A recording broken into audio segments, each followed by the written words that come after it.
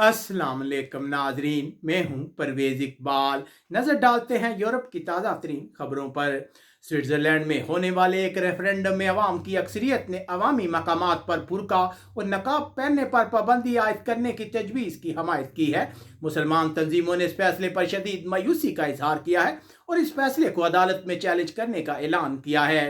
बल्गारिया में गैर कानूनी तौर पर सरहद अबूर करके आने वाले 11 शामी और एक इराकी शहरी को हिरासत में ले लिया गया है। नॉर्वे के हुक्काम का कहना है कि कोरोना बहरान की वजह से 2020 में लोगों ने बहुत कम शादियां की और ये तादाद 1927 के बाद कम तरीन तादाद है। जबकि नॉर्वे के वजीर आजम का कहना है कि नई कोरोना पाबंदियों के हवाले से फैसला मंगल को होगा।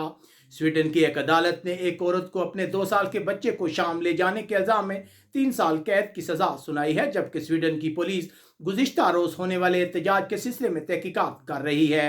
एहतजाज का इंतजाम करने वाले को 20,000 कोरोना जुर्माना होगा। डेनमार्क के नर्सिंग होम में सोशल रोबोट इस्तेमाल किए जा रहे हैं जो कामयाबी से लोगों के सवालात का जवाब देते हैं और कामयाबी से अपना काम सर अंजाम देते हैं। डेनमार्क के हुक्काम का कहना है कि पुलों पर मुस्तकिल गाड़ियों की रफ्तार को चेक करने के लिए कानून में तब्दीली की जाएगी। हालैंड में आज कोरोना पाबंदियों के सिलसिले में एक अहम इजलास मुनक्कद हो रहा है, जिसमें गैर मुल्की सफर पर पाबंदियों को अप्रैल के वस्त तक बढ़ाने का ऐलान होगा, जबकि हुकूमत कोरोना वैक्सीनेशन पासपोर्ट के मंसूबे पर भी काम कर रही है। वस्ती क्रोशिया में एक बारूदी सुरंग के धमाके में एक तारकिन वतन हलाक जबकि 4 शदीद जख्मी हो गए हैं। पुर्तगाल के हुक्काम का कहना है कि इस वक्त हुकूमत और पार्लियामेंट में लगभग 40% ओहदों पर खवातीन काम कर रही हैं। जबकि पुर्तगाल के हुक्काम का कहना है कि रोड पर हिफाजत को यकीनी बनाने के लिए आज से भारी सामान ले जाने वाले गाड़ियों की सख्त चेकिंग शुरू हो रही है। यूरोपीय कमीशन को शदीद तहफ़्फ़ुज़ात है कि उसके कहने के बावजूद बेल्जियम ने गैर जरूरी सफर पर पाबंदियों को 2 हफ्तों के लिए बढ़ा दिया है। अब यूरोपीय कमीशन मुख्तलिफ ऑप्शन पर गौर कर रहा है। उधर ब्रसल के हुक्काम का कहना है कि ब्रसल में कोरोना वैक्सीन की खुराकें लेने वालों के लिए पब्लिक ट्रांसपोर्ट बिल्कुल फ्री होगी। यूनान की हुकूमत मार्च के आखिर से कबल तजारत पर कोरोना पाबंदियों को ख़त्म करने और स्कूल खोलने का मंसूबा बना रही है, जबकि कब्रस, इसराइल और यूनान ने पीर के रोज़ दुनिया के सबसे लंबे ज़ेर ज़मीन बिजली केबल को अपने बिजली के ग्रिडों से जोड़ने के माहदे पर दस्तखत किए हैं। यूनान में रहने वाले 70,000 तारकिन वतन को कोरोना वैक्सीन की खुराकें देना यूनान के हुक्काम की अवलीन तरजीह होनी चाहिए। अक़वाम मुत्तहिदा जर्मनी आज से कोरोना पाबंदियां खत्म करने की हिकमत अमली के मरहला 2 में दाखिल हो गया है, जिसके बाद नकलो हरकत में नरमी और मजीद दुकानें खुल गई हैं। जर्मनी की मईशत के बारे में एक बार फिर खदशात पैदा हुए हैं, जब जनवरी में सनती पैदावार में कमी वाक़या हुई है। आज कोरोना के बाद जर्मनी में मजीद 34 अफराद हलाक हुए।